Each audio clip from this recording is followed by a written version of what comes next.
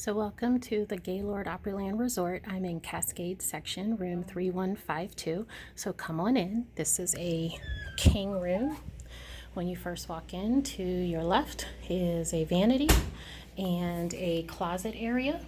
And then immediately beyond that is the vanity in the bathroom and a lovely walk-in shower. There's a long mirror on the wall, and then you walk into the room. I've got a king-size bed. You've got a chair with a little ottoman attached.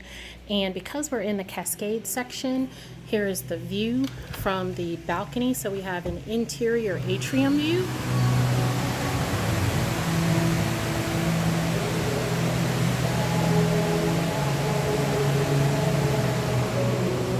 So that's the Cascade 3152 room tour at the Gaylord Opryland Resort and Convention Center.